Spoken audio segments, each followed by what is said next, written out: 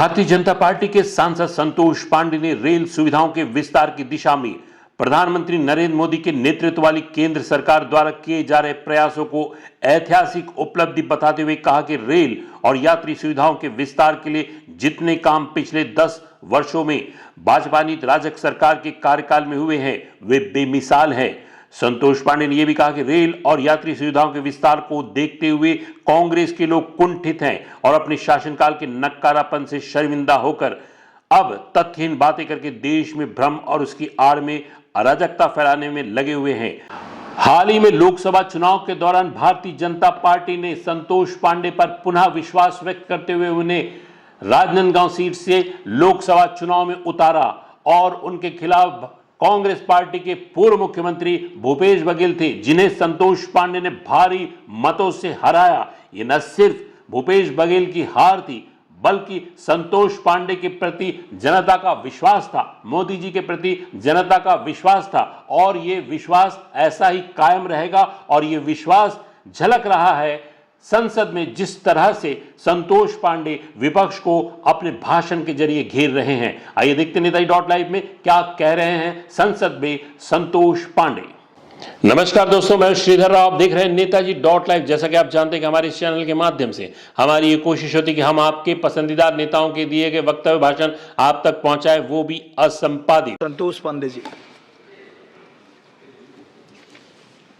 सभापति महोदय, मैं आभारी हूं, आपने मुझे बोलने का अवसर दिया इस महान सदन में और देश के सम्माननीय प्रधानमंत्री श्री नरेंद्र मोदी जी के नेतृत्व में और माननीय अश्विनी वैष्णव जी के नेतृत्व में जिस प्रकार से रेल ने जो यात्रा तय किया है वह ऐतिहासिक है।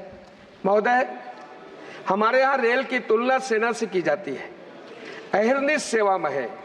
यद्यपि सेना युद्ध के समय मुस्तैद रहती है, जबकि रेलवे दिन रात सर्दी, बारिश, दिवाली, ईद हर समय चलती रहती है। कोरोना काल में हमारी रेल कभी हॉस्पिटल बन जाती है। अब मैं तो ये कहूँ कि जिस प्रकार से पवन पुत्र हनुमान जी ने संजीवनी लाने का काम किया, ऑक्सीजन पहुंचाने का काम करती है। आखिर इसे यूं ही नहीं लाइफ लाइन ऑफ नेशन कहा जाता है। लाइफ लाइन ऑफ नेशन हमारा रेलवे। महोदय, जब हम ट्रेन में चैन की नींद सो रहे होते हैं तो हजारों रेलकर्मी काम पर लगे होते हैं। जंगल में लेवल क्रॉसिंग गेट हो या मेंट स्टेशन या वे साइड स्टेशन में ऐसी निष्ठा और कर्तव्य के प्रति सजगता और प्रतिबद्धता के साथ हमारा रेलकर्मी मनोयोग से और तन्मयता से लगे रहते हैं। महोदय, हम 21वीं सदी में भारत के तेज विकास के लिए, रेलवे के विकास के लिए सम्माननीय रेल मंत्री श्री अश्विनी वैष्णव जी ने जो रात दिन एक कर दिया, हम उसके प्रति आभारी हैं। और संवेदनशील ऐसे मंत्री माननीय श्री अश्विनी वैष्णव जी हैं, जिन्होंने केंद्र सरकार भारतीय रेलवे को अत्याधुनिक बनाने के लिए और जो रिकॉर्ड निवेश कर रही है। फिलहाल भारतीय रेलवे के कायाकल्प के लिए राष्ट्रव्यापी अभियान चला है। अब वंदे भारत, हमसफर, तेजस जैसी आधुनिक ट्रेन देश में बन रही है।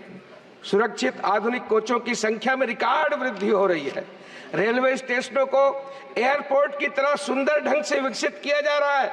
महोदय, भारत जैसे युवा देश के लिए भारतीय रेल भी युवा अवतार लेने जा रही है और इसमें वंदे भारत ट्रेनों की भूमिका बहुत बड़ी होगी। महोदय, मैं माननीय रेल मंत्री जी का और संपूर्ण छत्तीसगढ़ की ओर से और खासकर राजनांदगांव की जनता की ओर से मैं आभार व्यक्त करता हूं। माननीय अश्विनी वैष्णव जी ने दिल खोल कर राशि दिया है। रेलवे में चल रही विभिन्न योजनाएं जिससे हम लाभान्वित होंगे। जारी बजट में मुख्य रूप से औद्योगिक विकास को बढ़ावा मिलेगा। उच्च घनत्व वाले नेटवर्क की भीड़ भाड़ को कम करने एवं मल्टी मॉडल कनेक्टिविटी को सक्षम बनाने भी विशेष ध्यान दिया गया है। महोदय, छत्तीसगढ़ राज्य में रेल विकास के लिए 6,922 करोड़ रुपए का प्रावधान किया गया है। ये हम छत्तीसगढ़ वासियों के लिए सौभाग्य की बात है। छत्तीसगढ़ राज्य में रेल लाइन का 100% विद्युतीकरण किया गया है। महोदय, 2014 से 2024 के दौरान 31 किलोमीटर प्रतिवर्ष रेलवे लाइनों का विद्युतीकरण किया गया है। महोदय, छत्तीसगढ़ राज्य में 37,018 करोड़ की लागत से 2,731 किलोमीटर की 25 नई रेल लाइन परियोजनाओं पर कार्य किया जा रहा है।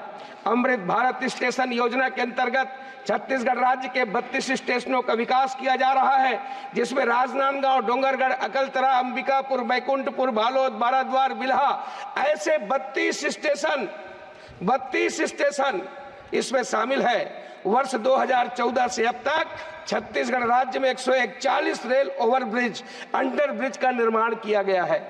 दक्षिण पूर्व मध्य रेलवे में लाइनों की क्षमता बढ़ाने के लिए दोहरीकरण, तिहरीकरण एवं चौथी रेल लाइन का कार्य बृहद रूप से और प्रारंभ है। महोदय, पहले वित्तीय वर्ष में दक्षिण पूर्व मध्य रेलवे 143 किलोमीटर, नए section 133.3 kilometre, multi tracking 3.8 kilometre, नई रेल लाइनें और 6 किलोमीटर गेज परिवर्तन का काम पूरा किया था। वित्तीय वर्ष 2024-25 के लिए कुल 421 किलोमीटर का लक्ष्य रखा गया है, जिसमें 224 किलोमीटर मल्टी ट्रैकिंग, 20 किलोमीटर नई रेल लाइनें और 170 किलोमीटर गेज परिवर्तन शामिल है।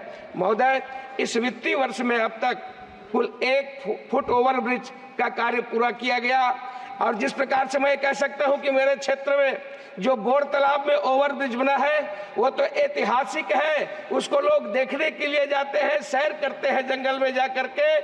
महोदय, मैं आपको बताना चाहूंगा कि हमारे ऐसे विभिन्न स्टेशनों पर 25 लिफ्ट, 14 एस्केलेटर की सुविधा उपलब्ध है और 4 एस्केलेटर, 9 लिफ्ट लगाने का कार्य प्रगति पर है। और इस प्रकार से वर्तमान में दक्षिण पूर्व मध्य रेलवे का 460 kilometre section automatic signal system से लैस है।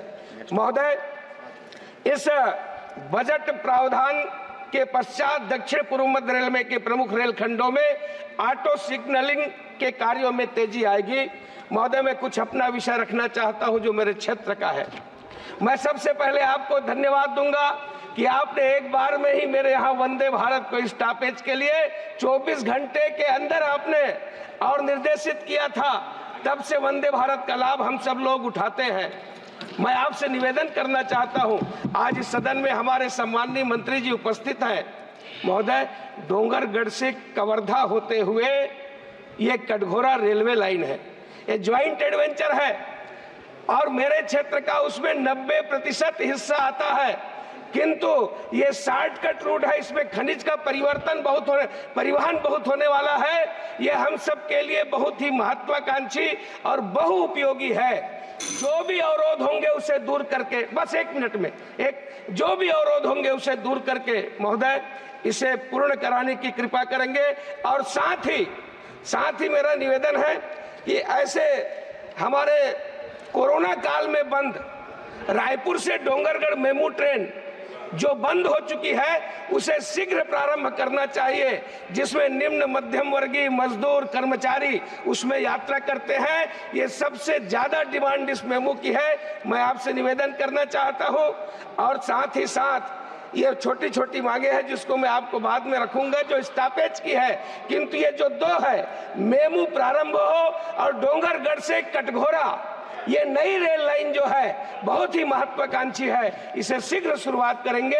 इसके साथ ही मैं छत्तीसगढ़ को और इतना भारी भरकम बजट देने के लिए मैं आपका आभारी हूं। आपको बहुत बहुत धन्यवाद। आपने देखा अपनी प्रांजल्य भाषा के जरिए संसद में संतोष पांडे किस तरह से विपक्ष को घेर रहे थे और अपने सरकार की उपलब्धियों को बता रहे थे। हमारे इस चैनल में इसी तरह बने रहने के लिए हमारे इस चैनल को लाइक करें, शेयर करें, सब्सक्राइब करें। नमस्कार। नेताजी.लाइव के प्रायोजक हैं Satyadeep diagnostic and clinic, Supela, Bhilai.